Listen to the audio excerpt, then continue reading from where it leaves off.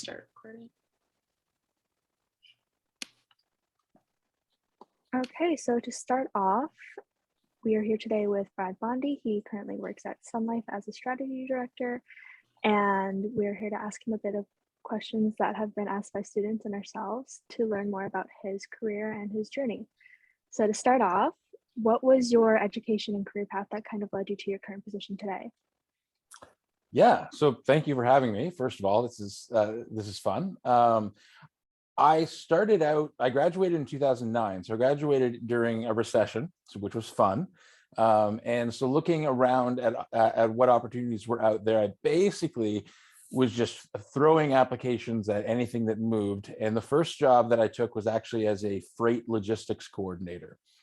And that was interesting. It was going okay. And then there was a fight in a coat closet one time, and I decided maybe not for me. So I looked around and kind of doubled down my efforts in terms of what I was going to search for. And I wanted something with maybe a little bit more stability and growth opportunities are two of the things that I was prioritizing. So I was looking at some of the larger companies in the Waterloo area where I was at the time. And Sun Life was on my radar. And so I found a job. I was hired in their call center answering questions about employee benefits, group benefits. So the health insurance and whatnot that you get through your employer. And so I worked in the call center for a couple years, and then I moved to Toronto for a role on their proposal team, so in their marketing department. So I was writing the proposals, working with the sales team and everything for new business for group benefits. And then only about a year in, so I was about three years in, I got a call kind of out of nowhere from a recruiter. Well, he was recruiting for his company. He was the VP of business development for an advisor firm. And I somehow was convinced after only 3 years in the business that I would be qualified to be an advisor at that time. And so I went and actually did leave Sun Life and went to the advisor firm and spent 2 years learning a whole whack of professional and life lessons. It was an incredible learning experience to be on the other side representing, because in that business, basically you have a business that needs employee benefits, and so they hire an advisor to be their broker essentially, and broker a deal and figure out what kind of coverage is necessary for the business, and they work with the insurance companies. So I was seeing things from the other side, from really the client side, and getting to work with clients and represent clients and build a business from scratch, and it was and be, try and be a subject matter expert only 3 years into the business. It was pretty.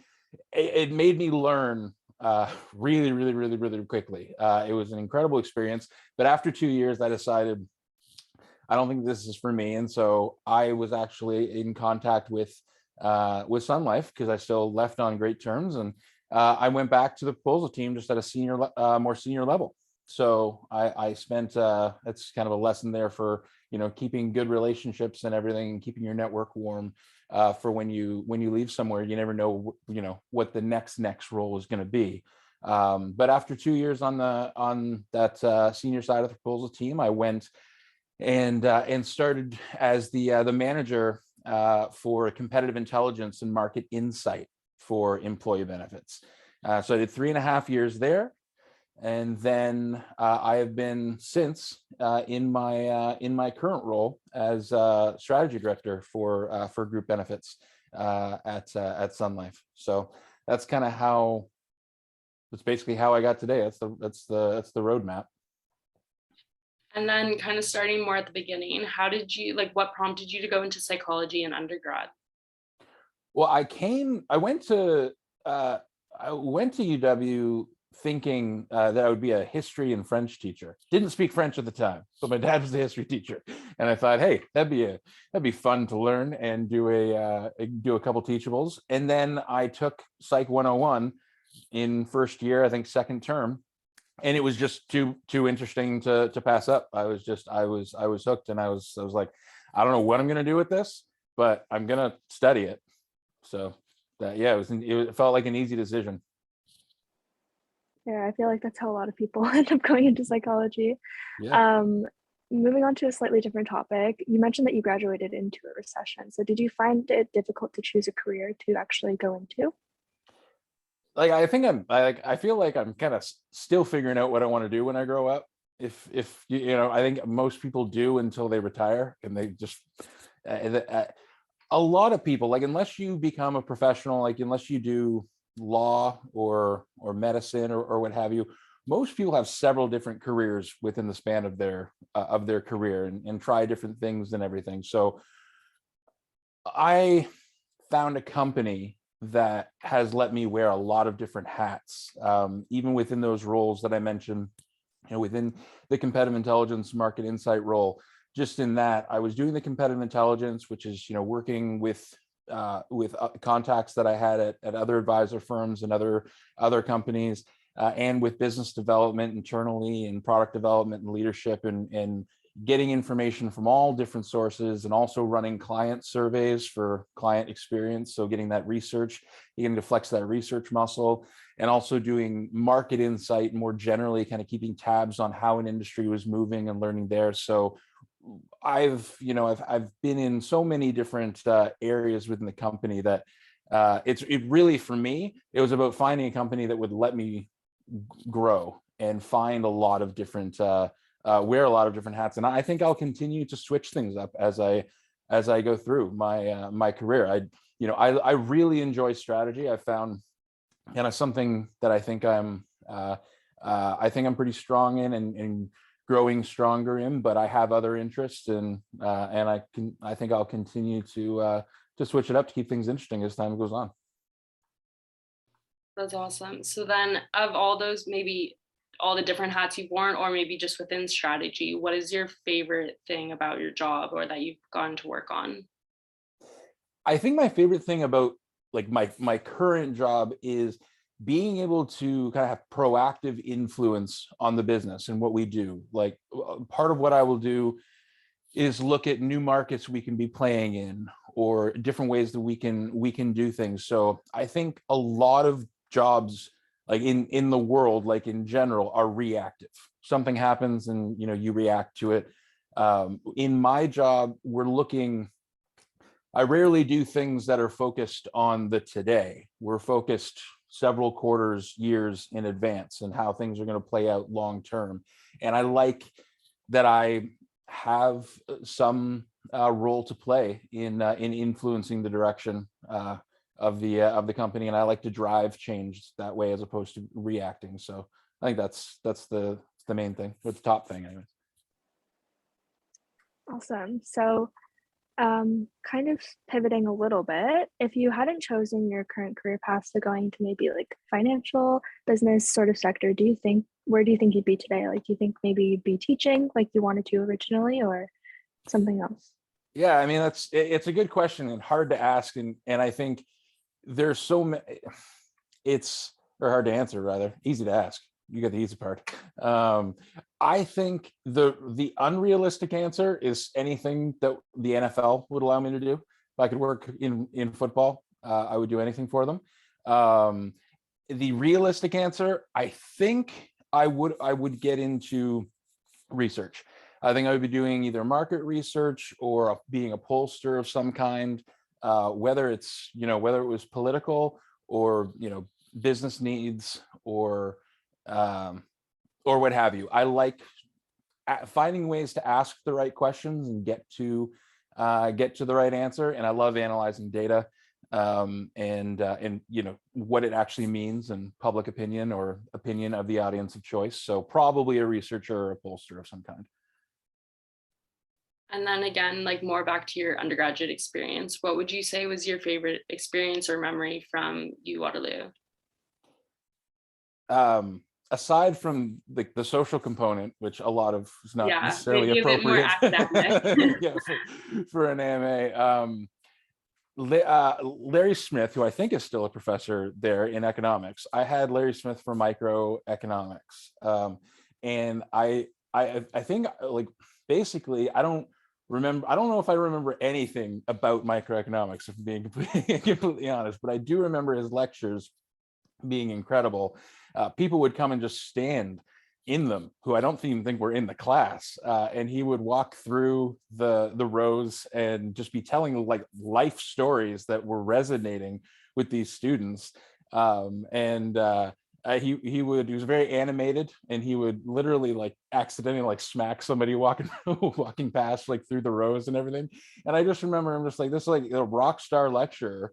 And it was my first year, and I think he has like a series of how to help art students find work and move into or what they should be doing professionally, like kind of get ready for the professional world. And he has a book about that as well that I've read. I forget the title, but it was a great read as well.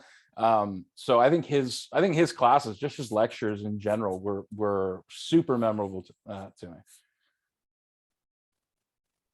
On a sort of similar note, do you have any other pieces of advice for current psychology undergraduates? Could be like life, academic, anything like that. I think on the academic side, pay attention in research methods. And maybe it's just because I like research, but the critical thinking skills that you learn, like how to identify confounds and just what you learn in those classes. And I mean, I know that they couple so closely with the stats courses, so I guess I'm saying also pay attention to stats. But the research methods, I have found more application for those classes than I ever would have thought coming out of school. I thought if I don't go to grad school or I don't go into research specifically, I'm never going to use those skills, and I use them every day. So I think that's one aspect that I just did not see coming. I did not see how valuable those would be, and it's had an incredible impact on my career. So then maybe you just answer that, but do you have a specific psych course that you found to be the most interesting or your favorite when you were at University of Waterloo? Or would it be a research course maybe then? Well, I think like most valuable, I found the research, Right. but most interesting, social psych was my, I think, my favorite. I remember even from like the first social psych course that I ever took, just learning about like the obedience and conformity experiments, and just like really eye-opening stuff. And I mean, fascinating, unsettling, terrifying, interesting. So yeah, I think social psych would have been the one that I think that after 101, social psych I think would have been one of the first ones that I took. I think that really kind of made me think, it's like, oh, I chose the right major. I'm doing this. I'd honestly have to agree with you there. I think social Yeah. psych was one of my favorite courses. Kind of pivoting into more your career, what motivated you to work in so many different departments?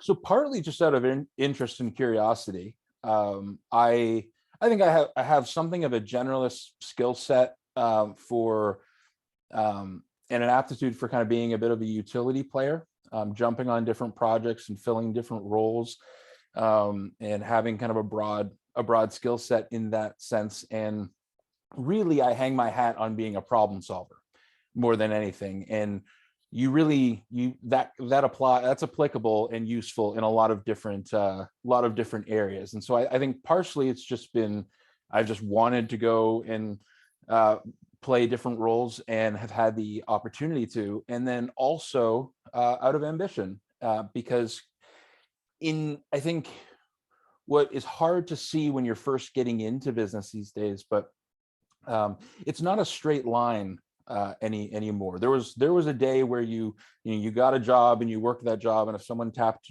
you on the shoulder and said, do you want a promotion, you went and did that promotion, and you just kept on doing that cycle, and you might move forward or you might not. Now there's a lot of movement. Most of my movement has been within Sun Life, but even I left Sun Life for a period, for an opportunity. But it's pivoting from, it's kind of multiple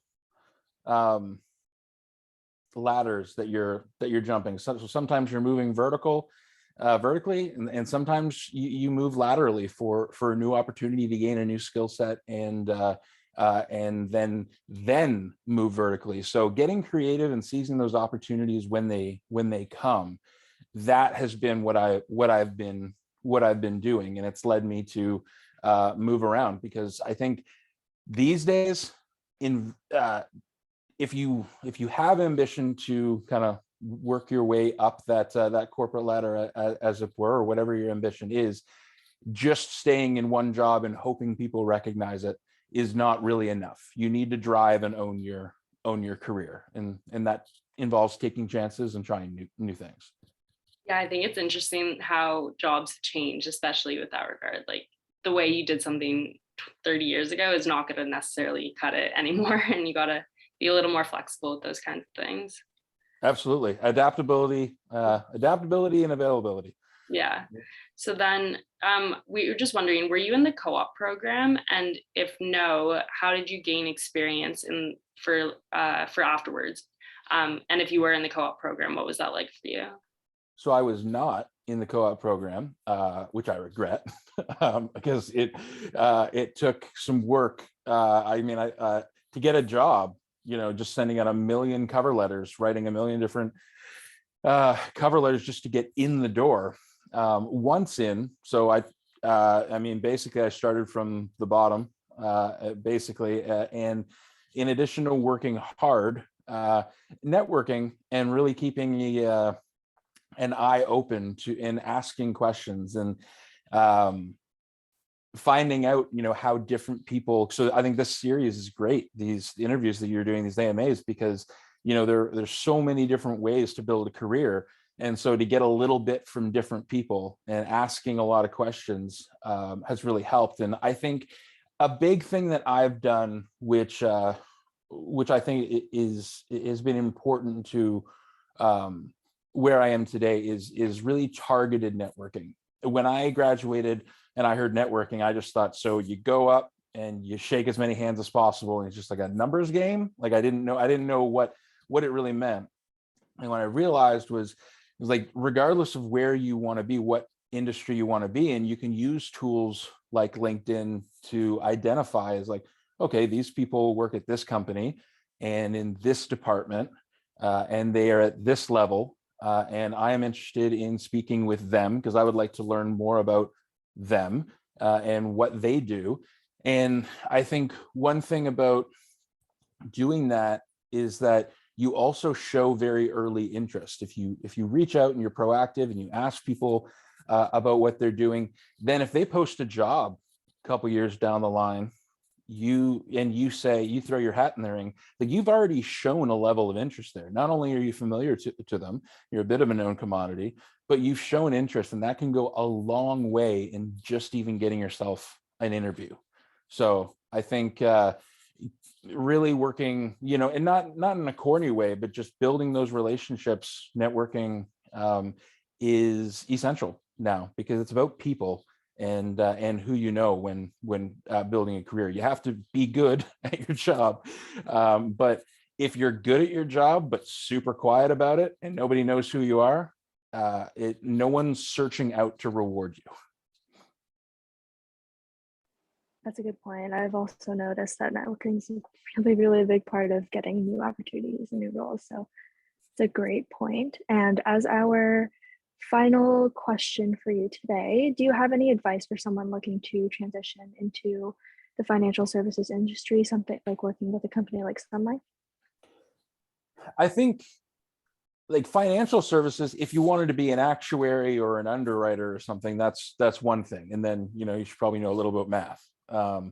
But beyond that, it's the same as I would say to someone joining any business, because we have marketing and operations and finance and sales and all that, like the same departments that make any other company run, strategy and research and things. And so in addition to targeted networking, so identifying what if it's financial services, obviously those are the folks you're going to want to speak to. I think a couple things that I would recommend that are not necessarily taught as much in academia. Clear and concise communication. Like no one is ever going to reward you for having extra pages in the business world. Like it is about clearly communicating what you have to say in as little time as possible. Brevity is always rewarded, because you have to think, people don't have the time to, read a 5-page anything, anymore. They want like a few lines of text, and preferably like a chart or a table that really tells the story. So work on your storytelling, but not in a verbose creative writing kind of way. Work on that storytelling in a clear and concise communication way, and also work on that efficient problem solving way. I think problem solving is for me, you asked about me being in so many different roles and how I've gotten there and everything. And it's all come down to just working on that problem solving muscle and being efficient about it. If there's 17 prongs to a question, because often complex questions are not, one and done, really simple. There's like 17 things, maybe only 5 of them are going to matter. Maybe the whole decision is going to be made on 5 points of those 17. And so then you have quite a few points that you'd be wasting your time on if really and truly only 5 of those things matter. So efficient problem solving. And then just as a kind of an add-on, if you have a background in data science, that's wonderful. That will go a long way. All right, thank you so much. Those are all our questions, and we really appreciate you coming to talk. And I think the undergraduate students are also going to really appreciate hearing a different perspective, a different route to go from psychology. So that was really interesting. Jerica, do you want to end it off? Yeah, so again, thank you. This will be posted on our YouTube channel, and as well as like the Instagram post that will feature you.